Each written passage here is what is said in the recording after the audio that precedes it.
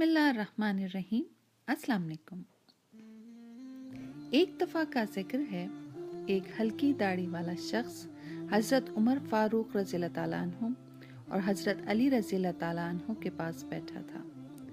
उसकी आंखें अंदर को धसी हुई थीं और ज़बान ज़िक्र व तस्बीह में मशगूल थी। हज़रत उमर रज़ियल्लाहु ताला अन्हु ने उससे पूछा कि आपने सुबह किस हाल में की?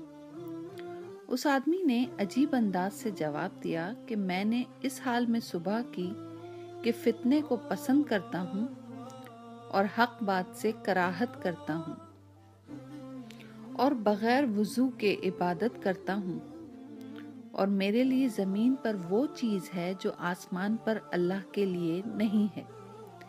ये सुनकर हज़रत उमर रज़ियल्लाहु ताला अन्हु तैश में आ गए और अल्लाह के दीन की खातिर इंतकाम लेने पर आमादा हो गए और इस आदमी को पकड़कर सख्त सज़ा देने लगे।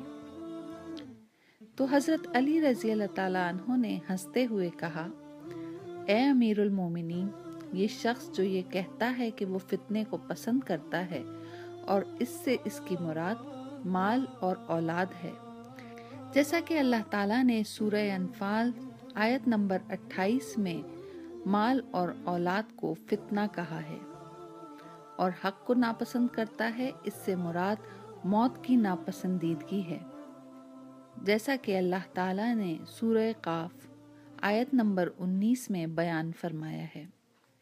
और बग़ैर वज़ू के इबादत करता है, इससे मुराद नबी करीम सल्लल्लाहु अलैहि वसल्लम पर दुरूद भेजना है। ज़ाहिर है कि इस सलात के लिए वज़ू ज़रूरी नहीं है, और इसने जो ये कहा कि उसके लिए ज़मीन पर वो चीज़ है जो आसमान पर अल्लाह के लिए नहीं है, इससे मुराद इसकी बीवी बच्चे हैं। ज़ाहिर है कि अल्लाह की ना बीवी है और ना औलाद।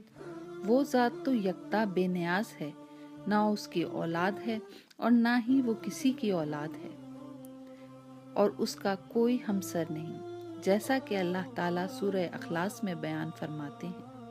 हज़रत उमर बिन ख़त्ताब का चेहरा खुशी से दमक उठा और होंठों पर मुस्कुराहट फैल गई, और खुशी से झूमते हुए फरमाया कि वो जगह बुरी है जहाँ हज़रत अली रज़ियल्लाहु ताला अन्हु ना मौजूद हो।